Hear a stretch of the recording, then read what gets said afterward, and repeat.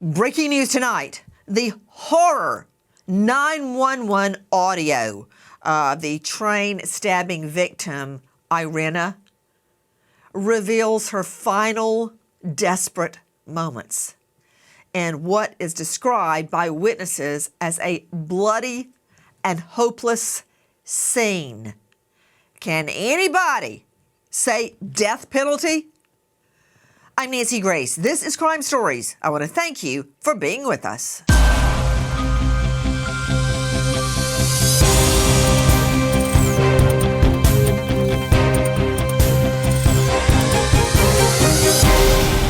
This is Charlotte 911. Do you need police, fire, medic? We on the train, this man just stabbed this woman for no reason.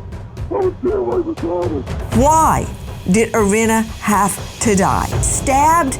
Dead? On public transportation? I was there right beside her. You said a male stabbed someone for no reason? Do they need medic? Yeah, it's on the train. Yeah, it's a bleeding. Okay, stay alive with medic. Got it. The community still reeling. Now, what makes this murder different from other murders? I'm about to play you that newly released audio, and I've got to warn you up front. It's very, very disturbing. Straight out to veteran trial lawyer who represents a lot of high-profile clients, Randy Kessler. Emory Law School professor, former chair ABA Family Law Section, author of Divorce, Protect Yourself, Your Kids, and Your Future. Kessler. This case is a death penalty case because the aggravating circumstance is the murder, according to the state, occurred on mass transit. In a nutshell, okay, you're not delivering a speech at the ABA. Why is that an aggravating circumstance, Randy Kessler? That's all they need is to pass the threshold, and in the law, they're allowed to ask for the death penalty because it's on public transportation. But the sympathetic factor, nobody wants this guy around. They're going to get a good shot at the death penalty. All they needed was the avenue to get in. They've got it because it's public transportation that authorizes a death penalty ask. Okay, you do know what you just did, right? Put Kessler up. That is not working. I said, why is it a death penalty? Because it's on mass transit. And you say like 3 times, it's death penalty because it's on mass transit. That's not an answer. You just regurgitated my question, but you did it beautifully. And now I see why you win so many cases and snow appellate court judges. I hope they're not watching right now for your sake. Mass transit killings are DP, death penalty, because much like a titular murder where a governor or a senator or a president, a judge is killed, it's not just the individual. It's what they represent. That's why that, or a police officer. That's why those are death penalty cases. This is am I actually Q&A with myself, Kessler? Yeah. This is a death penalty case. Mass transit, because it's what it represents. Mass transit. Government. Well, look, who's going to get on a bus or a train if this guy's walking free with a bloody knife? Well, that's the reason for the death penalty. You want to find the cases where a death penalty is really going to have a chilling effect. Hopefully it's going to scare other people. But the problem is, Nancy, nobody's going to not kill somebody because they might get death instead of life in prison. To me, it should be death penalty because jury wants it. Really? Yes. Because Yes. I don't want old Sparky. I don't want the needle. And now the firing squad. Well, long story short, that is why this is a death penalty case, because Iryna was murdered on mass transit, which is an arm of the government, and there's Iryna right now, and because it creates chaos when citizens are afraid to step on a bus. Chaos. That is why this is a death penalty case. But I want to get back. This is something that Kessler loathes and hates, when a 911 audio is played in front of a jury. Why do you hate that so much, Kessler? Because I love it. They say a picture's worth 1,000 words and audio is worth 10,000 words. There's no way to unring that bell, period. Jury hears that equals conviction. Let's take a listen and see if he's right. This is Charlotte 911. Do you need police, fire, medic? We on the train, this man just stabbed this woman for no reason. I was there right beside her. You said a male stabbed someone for no reason? Do they need medic? Yeah, it's on the train. Yeah, it's a bleeding. Okay, stay on line with medic. He's trying to tell her. Medic and County Fire, what is the address of the emergency? We're right at the, what is this? We're South here, right across from Abercrombie East and West Boulevard, the train station. Yeah, Kessler, you're right. This man calling 911, what he observed makes a grown man cry. He's crying, Kessler. How do you think the jury's going to react to that? He is the jury. The jury sees themselves in him. That's the whole point of the audio. You can sympathize, empathize, whatever the word is. You see yourself, and you don't ever want to be in his position. You don't ever want to witness that. You don't want to experience that, and you don't want a loved one to experience that. And you feel it. It's emotionally draining. It hits you right here. That's a conviction. That audio equals conviction to me. I want to hear that one. I'm going to go to the next 911, but I want to hear that one more time. We're hearing a grown man witness breaking down in tears over what just happened to Iryna. Listen. This is Charlotte 911. Do you need police, fire, medic? We on the plane, this man just stabbed this woman for no reason. I was there right beside her. You said a male stabbed someone for no reason. Do they need medic? Yeah, it's on the train. Yes, she cleaning. Okay, stay on line with medic. He's trying to tell her. Medic and County Fire, what is the address of the emergency? We're right at the, what is this? We're South here, right across from Abercrombie East and West Boulevard, the train station. With me, a renowned forensic psychologist, TV, radio trauma expert consultant. It's Karen Stark at KarenStark.com. Karen, thank you for being with us. The man is in tears. The man is crying, and he says, I was standing right beside her. He's going to have those nightmares the rest of his life. Without a doubt, Nancy, that's trauma, terrible trauma, because just imagine, I want everyone to imagine being there on a train, innocently going wherever you're going, and then you see somebody being stabbed for no reason at all. Oh, my stars, look. Wait, Karen Stark, do you see the video? The guy is walking around. Here he is. He's about to stand up. He's fumbling in his pocket for his knife. Plenty of time to form intent. You see what's on the, do you see what's on the floor? He's wandering around with a knife dripping with blood. I guess the 911 caller is traumatized, Karen Stark. Without a doubt. Absolutely, Nancy. How could you not be? I think everyone who witnessed that will be traumatized. How many people see something like that when they're innocently riding on a train? Hopefully, none. Guys, we have just obtained the newly released 911 calls. Listen. There's just a lady right now on the ground with a lot of blood, and everybody's screaming that she got stabbed, and I don't know if anybody's called 911 yet. People are just freaking out. Okay, I want to get some more information. Are you with the patient now? Yeah, she's on the train. On the train?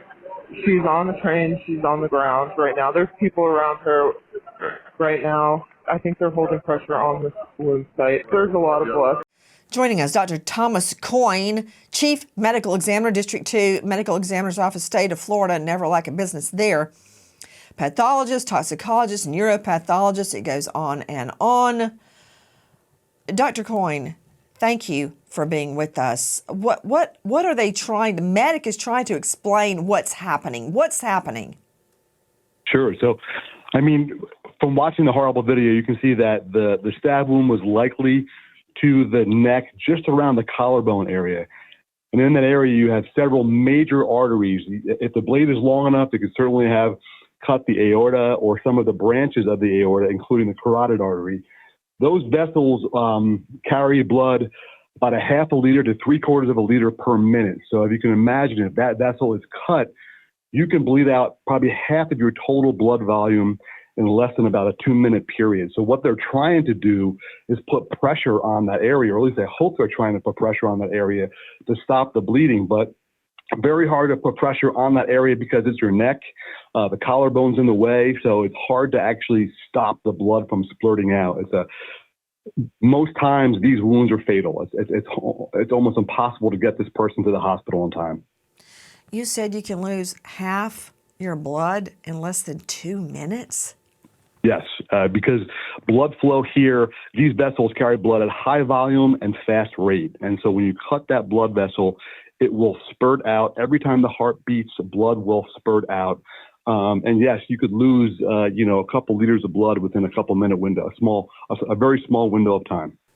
Guys, I want to hear the tone that the medic has in the 911 call. Listen to the medic. There's just a lady right now on the ground with a lot of blood, and everybody's screaming that she got stabbed, and I don't know if anybody's called 911 yet. People are just freaking out. Okay, we'll get some more information. Are you with the patient now? Yes, she's on this train. On the train? She's on the train. She's on the ground right now. There's people around her right now. I think they're holding pressure on this wound site. There's a lot of blood. And Dr. Thomas Coyne, you're our only medical doctor today. I hear resignation. I hear resignation. The medic's not going, hurry, hurry, hurry, get here, quick, hurry, hurry. It's like she's on the ground. She's a lot of blood. They know, don't they, Dr. Coyne? Have you ever felt that when you're trying your best to save a patient and you know there's just nothing you can do, but you're trying anyway? During my early years of training, yeah, and especially in the trauma centers in the hospital where you have, the injury is most likely fatal, but you're doing everything you can just to keep that patient alive. And when you have an injury like this and you've lost so much blood, it's almost impossible to get in there and repair it in time to save the patient. It's a horrible experience. I know that all of the newly released 911 audio is upsetting. But to me, this one with the medic made me the most upset. Because when you're in a crisis situation, a lot of people, including me, just power through it. And it's only after it's over that you think, oh, my stars, I nearly X, or she nearly X, was hit by a car or fell off the tree. It's after it's over that you have a sigh of relief. But here, I hear the resignation in the medic's voice. Listen. There's just a lady right now on the ground with a lot of blood, and everybody's screaming that she got stabbed, and I don't know if anybody's called 911 yet. People are just freaking out. Okay, we'll get some more information. Are you with the patient now? Yes, she's on this train. On the train? She's on the train. She's on the ground right now. There's people around her right now. I think they're holding pressure on this wound site. There's a lot of blood. Karen Stark, that was the most upsetting part of all the 911 we're about to play. Well, because you hear it in her voice when she sighs, Nancy. But I also want to point out in watching that video that Iryna'S is suffering. It's not that he stabs her and she doesn't know what's going on. You can very clearly see the horror on her face, the pain, and the fact that she's suffering, holding her mouth before she falls down and ultimately dies. Oh, gosh, you're right, Karen. She's looking down. She's looking down. She looked down at her stab. You're right, Karen. She's just, she's dying right in front of us. Here's more of the 911 calls. Did you see the person who stabbed the female at all? No, I did not. We were on a different train part down the road line, and this isn't a very fast train car. I think the person stabbed her is gone. Okay.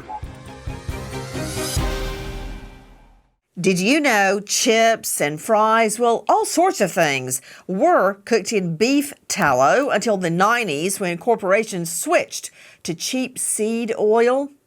Well, Masa fixed it with corn, sea salt, and grass-fed tallow.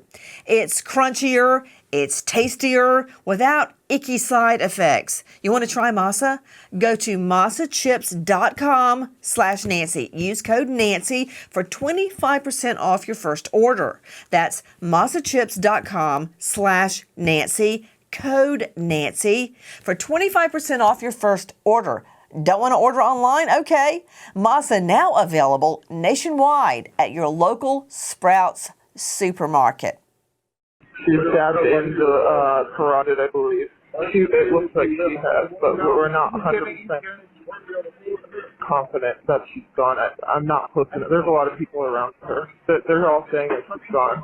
The pupils are blown out, and there's no pulse. Back to Dr. Thomas Coyne. Two things. What does that mean? Stabbed in the carotid and the pupils are blown out. Whoever this is seems to have medical training. What does that mean? Yeah, sure. So the carotid artery is the main artery that supplies blood to our brain. So it travels within our neck along the lateral sides of our neck. It's where you would feel your pulse if you put your fingers on your neck. That's the carotid artery.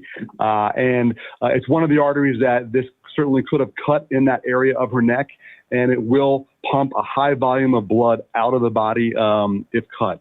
The pupils being blown just likely indicates that she's lost normal neurologic function. I mean, as you can imagine, if those arteries are cut, the blood supply to her brain has been severed. And so within probably less than a minute's time, her brain's not getting the oxygen or blood flow it needs. And therefore, her brain's not being responsive. So her pupils are blown, her cranial nerves and her brainstem are not working like they should. And those just simply really speak to her dire situation. Randy Kessler, a veteran trial lawyer out of the Atlanta jurisdiction. Randy, I know you're looking at the video right now. You do see the suspect changing clothes, getting rid of his bloody clothes. Isn't it true, Kessler, that the jury can consider behavior before, during, and after the crime to determine guilt? The guy's getting rid of his bloody clothes before he steps off the train. That indicates he knows there'll be a problem if he goes out on that platform covered in blood. Right, and personally, this probably goes more to the sentencing, right? In normal cases, at flight, if you're leaving a scene and you're trying to get away, you're trying to escape, you're trying to hide, that shows you did something wrong, you're trying to get away. In this case, we know he did it. We've got him dead to rights. H-E-L-L-N-O. I spelled it out for you. That can be used as evidence of guilt. Of course, but what I'm telling you, Nancy, for we don't need it in this many generations, it was actually a jury charge that Nancy, the judge would give the jury. Somehow the defense bar got rid of that. But the jury can consider that as evidence of guilt. You're right, but you don't lead with trying to get rid of his bloody shirt. That's not sentencing. No, but you don't. You're right, Nancy, but you don't lead with that. You don't lead with, look, he's covering it up, when you've got a video of him actually stabbing her. You don't need to start with, hey, he was trying to cover it up. You got him dead to rights on the conviction. That's going to go further to, he wasn't mentally insane. He knew that what he did was wrong. Takes away the insanity defense, takes away any excuse for why he did this other than. What are you drinking? What do you mean, what am I drinking? Drinking Nancy, / smoking? You're the best prosecutor I know. Nobody said I was going to leave with guilty conscience. Okay. I'm going to leave with that video and the 911 calls. That's the state's strongest evidence. I would go with the video, the 911 calls, and then the witnesses. Every single person sitting in that train car, even though they didn't help, which they're going to get cross-examined on. Right. Yes, that's where I would lead, and then I'd bring on Dr. Thomas Coyne, and then I would bring on Ron Bateman, and then I would bring on Andy Kahn, and then I would bring on Susan Hendricks, just like that. But evidence of guilty conscience, that's the last thing I bring on, but you darn right I'll bring it on. Sure, you're just piling on, and it's icing on the cake, it's extra, but really you don't need it. That's why I think it goes more towards sentencing, because is there a question that there's any reason why this guy should be given any breaks? No, he knew what he did was wrong. That's what that does for me. It doesn't help. You don't need it for the conviction. I mean, sooner or later, it's going to be overkill. You got him dead to rights. He's guilty of the crime. Now, what do we do about it? We put him to death because he knew Kessler, what he did. He can't was wrong. help himself. I can't. Kessler, I love it when defense attorneys start saying, it's overkill. Stop. You're piling on. Isn't it true the state has one swing at the ball? If there's an NG not guilty, you're technical legal phrase, screwed. You have one chance. Why not put on all your evidence? When a defense attorney starts squealing and whining overkill, piling on, that's when I really dig in. You can use it, you can add it, but again, it's not my emphasis. The emphasis is on the act, the actual crime. Sometimes you don't have the photographic or the videographic evidence of the killing, of the murder, of the crime. So that's more important. In this case, I'm just saying it's much less important than actually what happened. What happened is terrible. It's on video. He's done. He's convicted. It is overkill. It is extra. Sure, use it, Nancy. Throw it in there. But I would say to the jury, we're going to show you this, but you don't really even need it because you've already got enough to convict him. But just in case there was any doubt, You're he knew really what he not did was helping wrong. the defense right now. You know Well, that, I'm not right? trying- You're really I'm not trying to explain helping it for- the defense. I'm just trying to explain it for the audience. I've got something for you, Kessler. All right. You ready? I don't know. More 911. Let's Oof. take a listen to the newly released audio. I think she's dead, man. I think the girl might be dead, man. The fire truck got here, but there's no police presence. And the guy that did it is standing over here on the ramp. Yeah, he's on the other platform. He's a black male. He has dreadlocks. He got his hand wrapped up in a red jacket, a black T-shirt, because his fingers like hanging off his hand. Not anymore, he doesn't. Let's see that video of him changing clothes.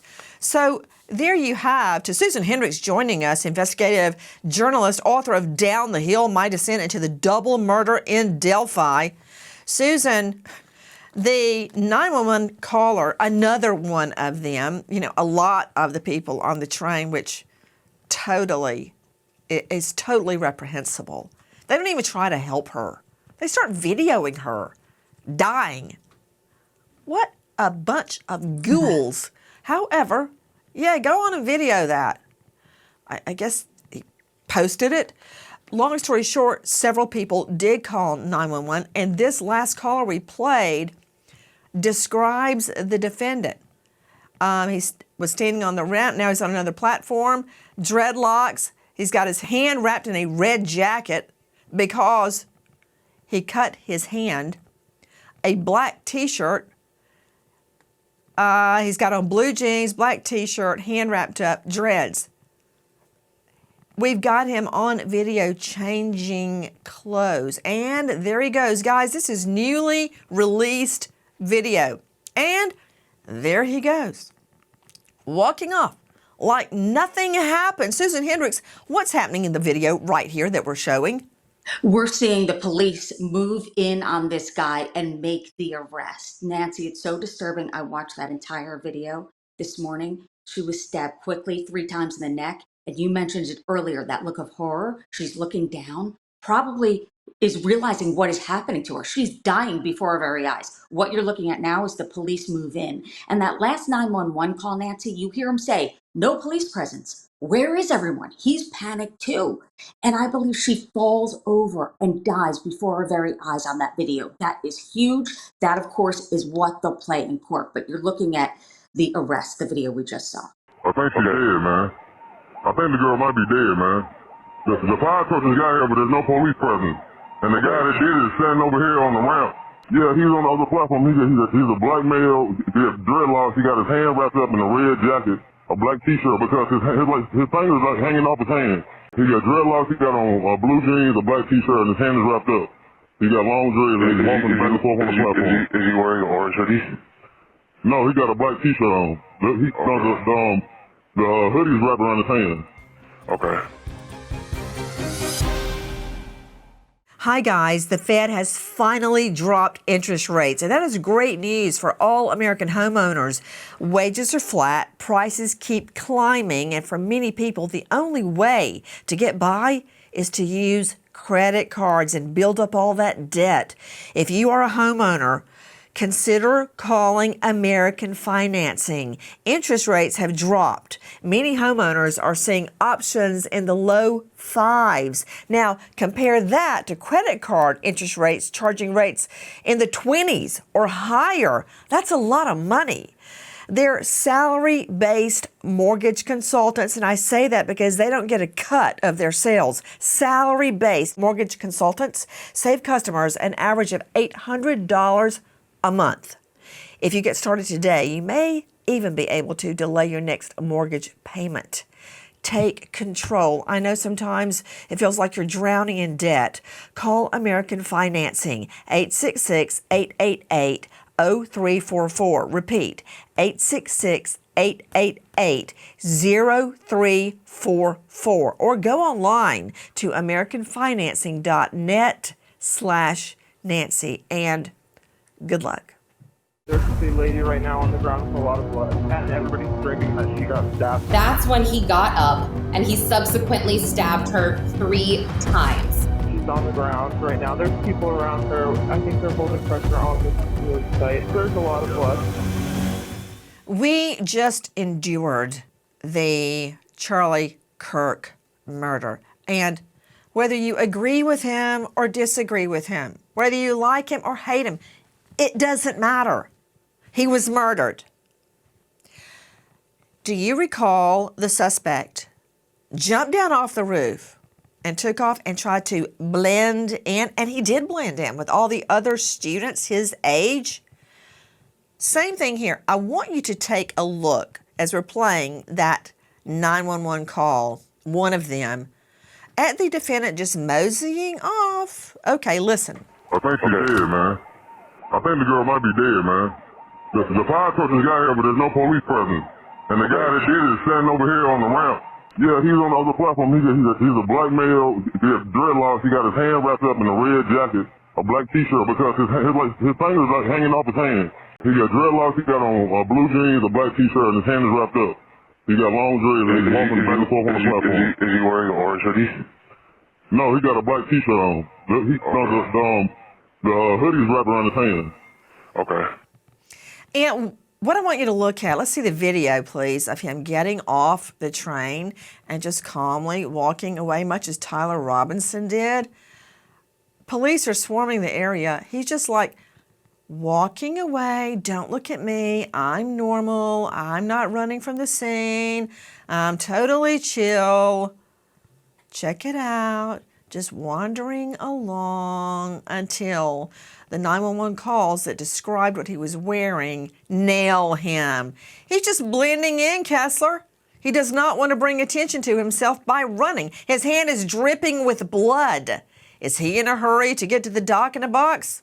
No, because he doesn't want police to see him running. Right, and there's 2 explanations, right? One is he's so clever that he's just trying to blend in, and that's how clever he is. Or he's got some mental issues and he's mentally insane, and he doesn't even realize that what he did was wrong. And certainly, in this case, that's got a good chance of success, right? This guy is absolutely off the deep end. You see somebody like that, you immediately jump to, why would you do something like that? You've got to have something wrong with you. It's got to go right to a mental insanity defense. That's the only benefit.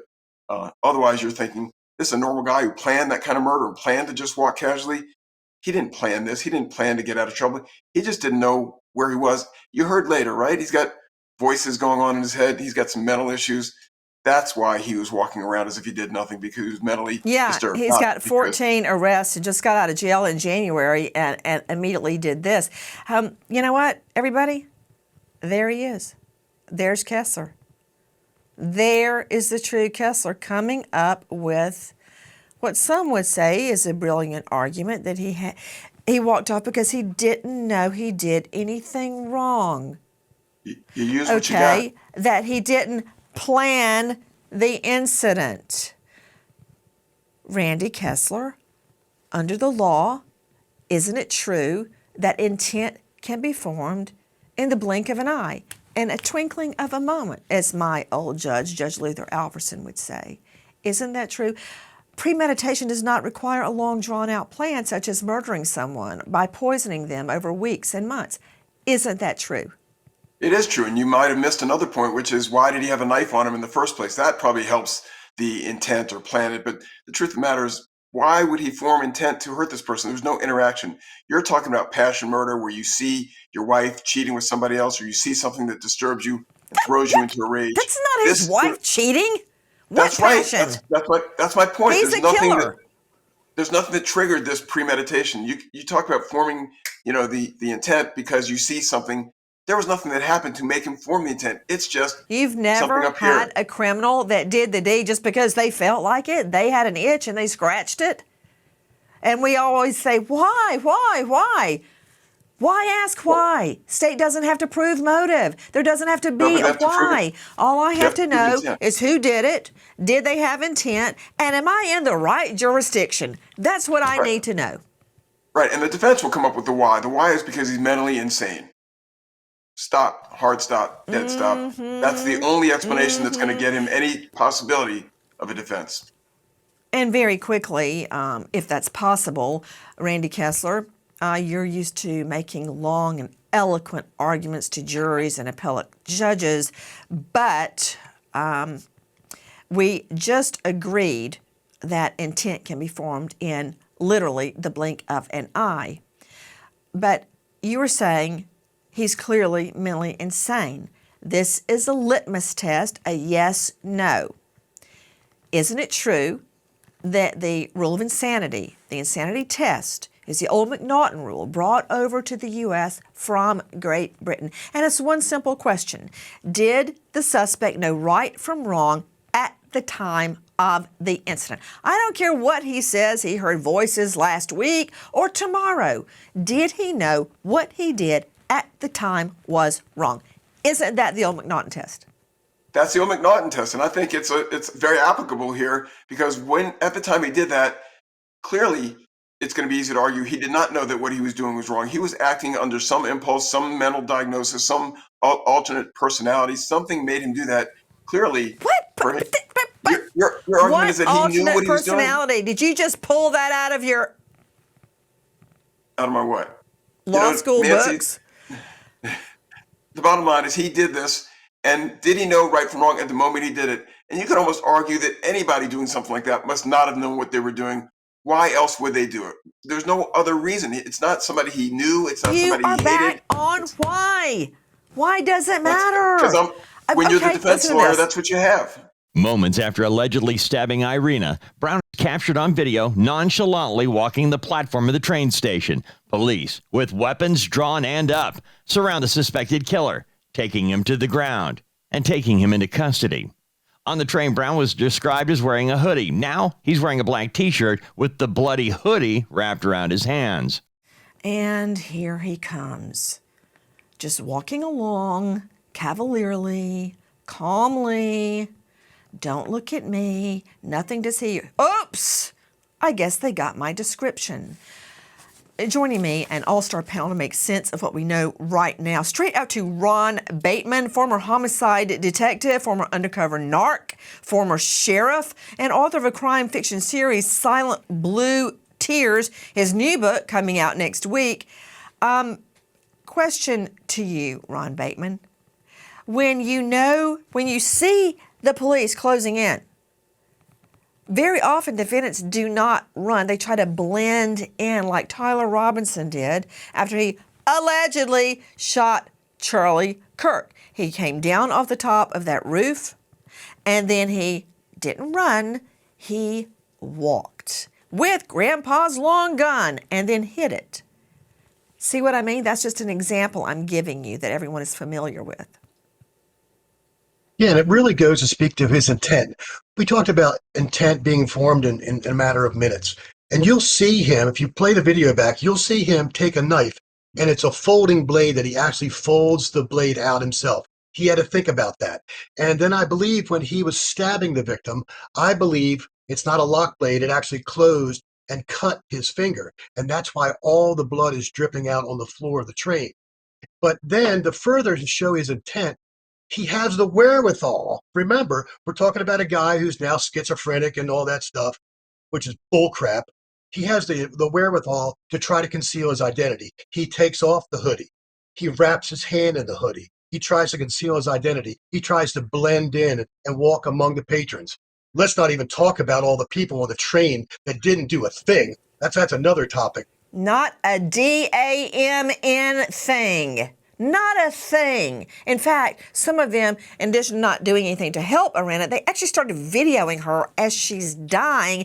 Okay, I'm glad you brought up what you did, Ron Bateman, about the folding knife. Unlike the fixed blade knife used by Brian Kohberger to butcher 4 innocent Idaho students, this is a folding blade used in the murder of Iryna. To Randy Kessler, where's Kessler? Don't see him. Let's see him. Kessler, go ahead and get your Kleenex, because many people would argue 1-2 seconds don't matter, but they do under the law. The time it takes, and you can see it on video, him fidgeting around, digging in his pockets to get the knife, then he unfolds the knife and positions it, that buys me about 5 more seconds to form intent. Wah, wah, Kessler. Yeah, well, I don't know what you're going to do, and I don't know what you want me to do with that. He opened the knife and he did something with it, but did he know what he was doing? Did he know that he was did he think it was him? His argument's going to be some other personality took over. Did he This was think not it me. was him? It was, Wait, what? yes. Listen to the videos. Listen to the audio. Did who think it was who? He did not think it was himself. He thought it was somebody else in his body, somebody else making him do this. He was obviously mentally disturbed. He didn't form the intent. Something in his brain went wrong and made him do that. That's the mental insanity defense that he's going to have to use. I don't know what else he has. Hello, Nancy Grace here. To all of you homeowners, when's the last time you checked on your home title? If the answer is never, well, this is for you. Scammers steal home titles. Your equity is the target. Criminals forge your signature, and just like that, your home title is transferred out of your name. And that is why we partnered with Home Title Lock. So you can find out today if you're already a victim. Use our promo code Nancy at HometitleLock.com for a free title history report, plus a free trial of the $1 Million Triple Lock protection. That includes 24/7 monitoring of your title, urgent alerts to any changes, and if fraud does happen, they will spend up to $1 million to fix it. That's HometitleLock.com, promo code Nancy. In the last hours, newly obtained 911 audio and video. Now, this is video from the public transport train. There's plenty of video circulating out there because many of the train riders, the patrons, instead of trying to help Iryna, started videoing her as she died. Let's see 38 showing Iryna getting onto the train and taking her seat, minding her own business. She worked 2 jobs, new to the U.S., seeking a better life, according to her family. And God bless her soul, look who is sitting behind her, and he's staring at her right now like a wolf looking at a sheep. She gets on, looks around, and takes a seat fortuitously in front of the defendant. Let's move to 39. I want you to see the defendant moving in his seat. This is what we call time to form intent. Fidgeting with the knife, and we're stopping it right there. We don't need to see the next frame. Let's see it again.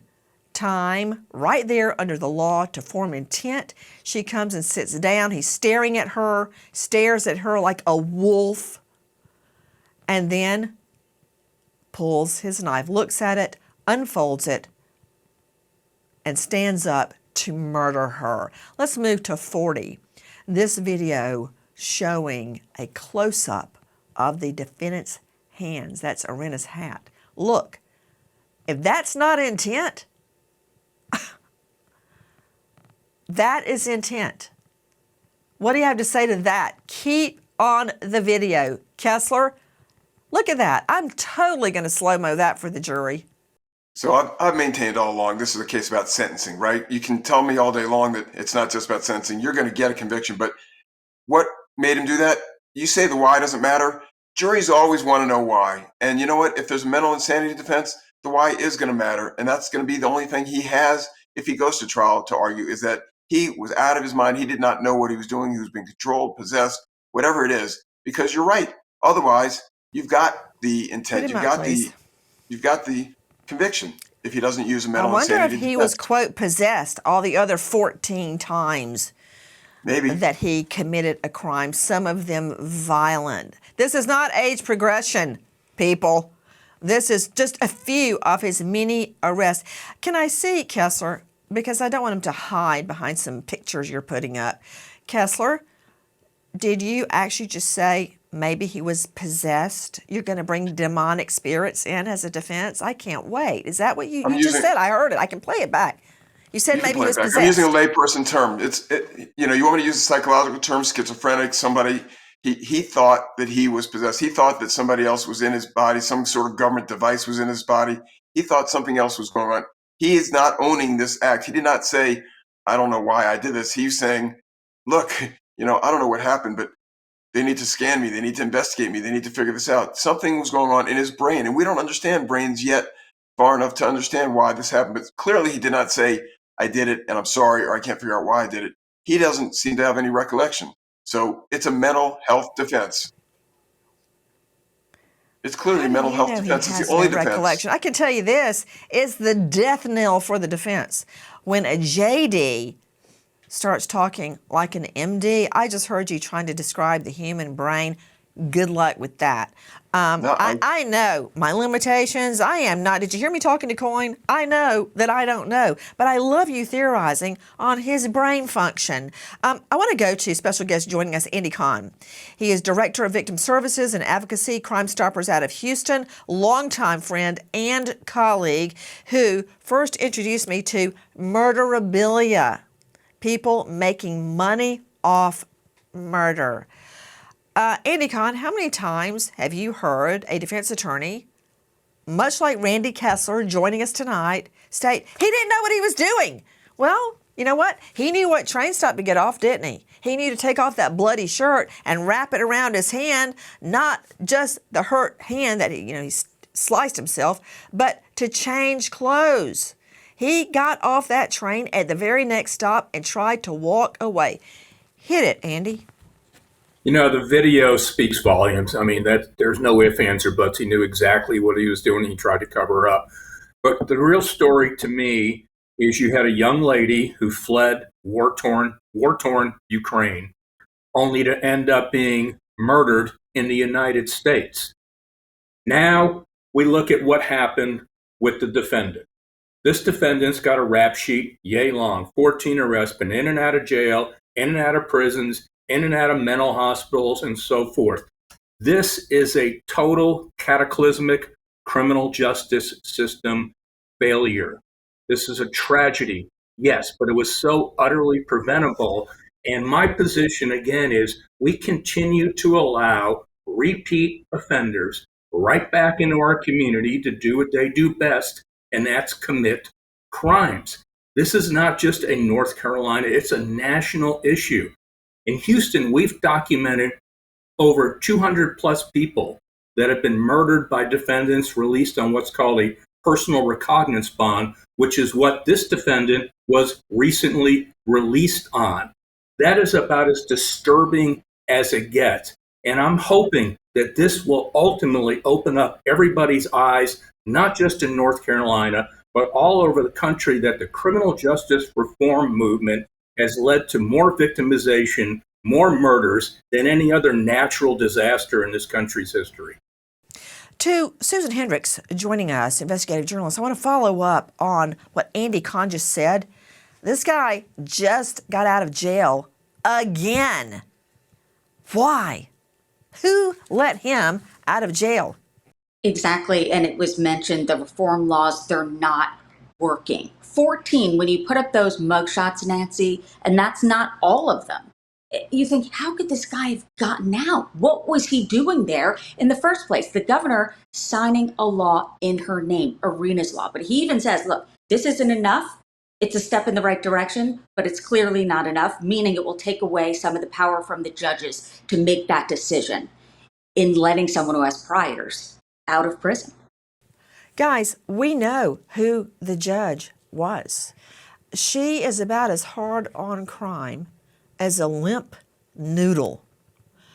Her name is Judge Teresa Stokes. Let's listen. In September 2022, Brown arrested on assault on a female and injury to property. April 2024, Brown arrested for misusing 911. May 2024, misusing 911. January 2025, misusing 911. January 2025, Judge Teresa Stokes released Brown the same day he was arrested on a written promise to appear. Brown did not present himself for evaluation. 3 weeks later, he is alleged to have killed Iryna. If that order was followed, he would have been evaluated weeks before the stabbing. The public defender in his murder charge filed a motion questioning Brown's mental capacity, and Wiggins again ordered he be evaluated. Police have not identified any motive or linked the attack to mental illness. In the last hour's newly released 911 audio and video, let's take a look. This video is showing the defendant calmly waiting to exit the train. He knows exactly what he's doing, making way for people. And look at everybody walking around the blood. Yeah, they didn't help her, but they don't want to get their tennis shoes bloody. And there he goes. He knows exactly what's going on around him. He knows when the train door opens that this is his exit, and he's leaving. Iryna, by the way, is bleeding out dead right now. To Randy Kessler joining us, this is not only a state case, but a federal case as well. Explain why a special fleet of lawyers have been appointed that are death qualified. What does that mean? Because you want to make it appeal proof, right? Lawyers that are qualified to take on death penalty cases, then he can't after the fact say, well, I had ineffective assistance of counsel. My lawyers didn't understand how to handle a death penalty case. They're protecting the verdict and the conviction. Straightforward, easy as that. The case will get reversed if there is a conviction, if there is a death penalty sentence, if the lawyers are not death qualified. In other words, you have to sit on X number of death penalty cases, either first chair or second chair, so you know what you're doing. It's got to be a fair fight. Now, isn't it true, Susan Hendricks, that he, the suspect, has been sent for evaluation, mental evaluation, to see if he is competent to stand trial? Yes, absolutely. He is and will be evaluated. I was listening to a prison phone call between him and his sister, and he doesn't make any sense. I don't know if that's because he is insane or he's acting like he does have a problem. But I think they will, of course, be brought into court and he will be evaluated. And I think that that's the way the defense will go. But how can you erase these 14 mugshots in all? And the video, there he is, just like you said, Nancy, planning this out, opening the knife and doing it. He said to his sister in the jailhouse call that he felt that they wanted him to do it. He didn't do it. He was told to do it. We'll see if that works. I doubt it. You know, Kessler, there's a big difference in evaluating someone for incompetency and insanity. Explain in a nutshell, what is incompetency? Well, incompetency, you have to understand the proceedings. It's not fair. You can't help the lawyer defend you if you're incompetent to stand trial, if you don't understand the proceedings. To get off the hook for murder, you have to have been insane at the time that it happened, that the thing happened. Incompetency is more a question of ability to stand trial. Do you understand the proceedings? You need to be able to help in your own defense. And if you're not able to help in your own defense, then you don't have a trial until you are able to assist in your own defense. Nutshell. Kessler, would you agree that competency is being able to assist your lawyers in your defense at your trial? Competent. You are competent to assist your defense attorneys. Yes. Okay, and insanity is whether you knew right from wrong at the time of the incident, the time of Iryna'S killing. They're two very different things. Right. Don't like to agree with you, but yes. So first, the lawyer's going to try to get him ruled incompetent. Why? Delay, delay, delay. That's the first and the last rule in the defense playbook. Why? People forget about it. Their memories fade. Witnesses actually die. Important witnesses actually die or move. You can't find them. And the inflammation surrounding the murder of an innocent young woman can die down. People forget about it. That's why the defense wants a delay. Would you at least agree with that? Yes, and it's probably easier to find incompetent at the time of trial than insanity at the time. How do you get inside of his mind at that exact moment? Whereas right now, they can interview him now. We can have psychologists test him now. It's easier for a judge to say, I'm going to put off the trial than to say, oh, we're going to let him off the hook for murder because of insanity. So it's an easier thing to argue for the defense counsel. And you get a second bite at the apple. If you lose that argument, you still can argue insanity at the time of the murder. Right. So if at some point, if he is rehabbed and is determined he is competent to stand trial, then when he goes on trial, the defense will be insanity. And there are a host of variations. There's guilty but mentally ill. There's not guilty by reason of insanity. There's guilty but insane. Just a whole variation of what a jury can come back on. Just throw me a few choices, Kessler. I mean, you've named them. It really doesn't matter what you call them, and it's state by state. Each state calls them different things, but you're giving the jury options. If there are people on the jury that say there's something wrong with him, I can't find that he's a normal person that just intentionally went after this person and did it. I want to give him some minor little break because he's got mental issues. They'll use one of those other excuses to convict and say he had mental issues, but you're right. You named 3 or 4 of them. They're called a whole bunch of different things depending on which state you're in. But there are other options besides murder 1. What about it, Andy Kahn? As much as you want to blame the offender, and obviously he deserves a lot of blame, what happened to this young lady, I blame our criminal justice system even more. They kept knowingly allowing him to re-enter society time and time again, only to see him reoffend time and time again. And how in the heck do you justify giving someone a no bond, no cash bond, and say, here, appear in court? That's insane to actually allow someone with his rap sheet just to walk out of court under the promise that you'll reappear again. This is what's driving our system and why the public has just lost faith, because we keep seeing offenders like him that are recycled all over the time, and they end up killing people. This was a tragedy, but it was so utterly preventable, and it's a total systematic failure. And I know you'll agree with me on this, Nancy, but I get sick and tired of naming laws after dead people, and yet now we have a new law named after Iryna that hopefully others won't end up with the same fate as she has now become. Despite all of this past documented criminal history, when Brown was arrested yet again in January of this past year, a Democrat judge, I will add was a strong supporter of former Vice President Kamala Harris, released this insane criminal once again without requiring him to pay any bail. He simply had to sign a written promise to return for his court hearing.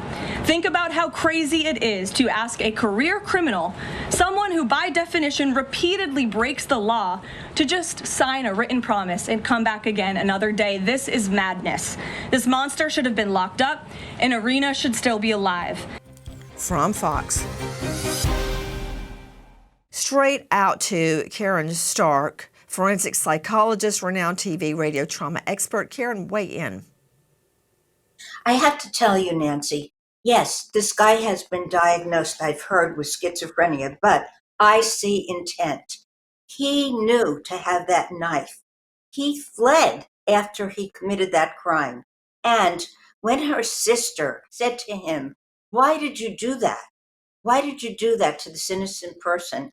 And he said, "She was reading my mind," which tells me that he has a rationalization, that he actually, after the fact, was trying to explain what he did, which means that he knows the difference. He understands he did something, and he wants to come up with some kind of an explanation. So I see intent. I see somebody who knew exactly what he was doing. Ron Bateman joining me, former homicide detective, former undercover narc, and author of a series, Silent Blue Tears. You can find him at ronbatemanbooks.com. Ron, it's, the investigators here, much like yourself, have their work cut out for them. They don't have to prove just what happened. They've got the right guy. Now, the state, including investigators, are going to have to prove he knew what he was doing and that it was wrong. Ron, how do you go about doing that? Well, you got to ask the question, which is really obvious. If he didn't know what he was doing was wrong, then why did he leave his seat? If he was completely schizophrenic and didn't know what was going on, what he did was right, he would have stayed put. But we know, we've already talked about it, he did all those things. He tried to conceal his identity and try to blend into the crowd and blah, blah, blah, try to cover his hand up and all that. But I got to make one point that the community is crying about, that maybe you don't hear, Nancy, but I do. What the hell is wrong with the media by keep repeatedly showing this murder over and over again? Thank God your staff didn't do it today. We saw Charlie Kirk murdered 1,000 times. We've seen this poor girl stabbed 1,000 times. Are we so desensitized that we have totally thrown away the victim's dignity and respect? That her parents probably most likely saw this and didn't learn about it in private like they should have. This is really despicable that the media released this video. Now, you can release stills of the suspects so we can find them. Good, no problem. But the Charlotte Transit Department, I don't know if it was a PIA that went out, a Public Information Act request, but they've released it and they didn't give it any thought. And it was just for a god-darn soundbite. And that's bullcrap. That is so desensitized. Desensitivity is just off the charts. Andy Kahn, he's right. We are caring more about defendants' rights than we are about victims' rights. And we repeatedly see this with crime scene photos being sold online, videos being made of victims that are murdered, and she deserves better. But again, I'm going to close with this. The defendant, fair share of the blame, but this is a total systematic failure. It never should have happened. You cannot continue to recycle offenders over and over again and expect a better outcome. She paid the ultimate price. The only question is, how many more are going to pay the price under the guise of criminal justice reform that it's taken its toll on all our citizens throughout the country? Enough is enough. This has to end. Hey, Nancy. Yeah, jump in, please. Yeah, what I want to say, we were so hell bent on showing this video over and over again. Are we going to show a firing squad, which, by the way, I could clear my schedule for that day? Are we going to show the firing squad killing this guy? No, we're not, because we just care about this little cool soundbite to get some attention, which is horrible for the victims.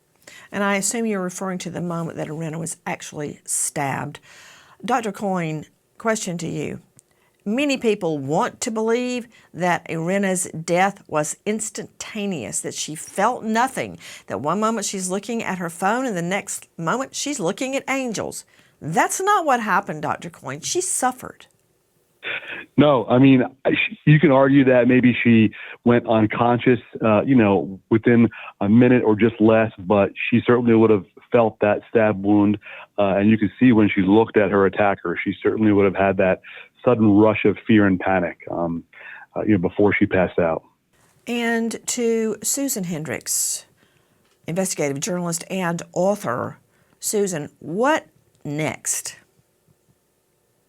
We owe Iryna something. The United States owes her something. I hope there's real change here. The embassy, U.S. Embassy in Ukraine, working to get her body back there. Guess what? Her mom said no. She loved the United States.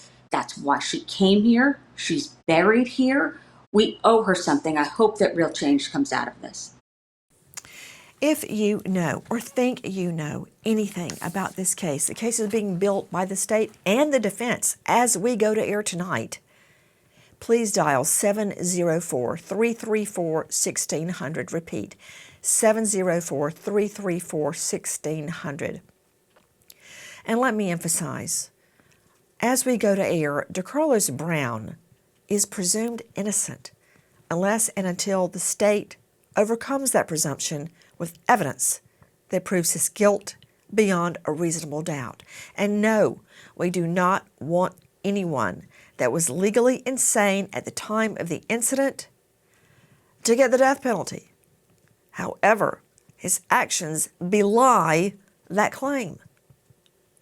We remember an American hero, Officer Ray Barantes, Chowchilla PD, California, killed in the line of duty, leaving behind a grieving wife and 3 children. American hero, Officer Ray Barantes. Thank you to our guests, but especially to you for being with us tonight. Nancy Grace signing off, but I'll see you tomorrow night. And until then, good night, friend.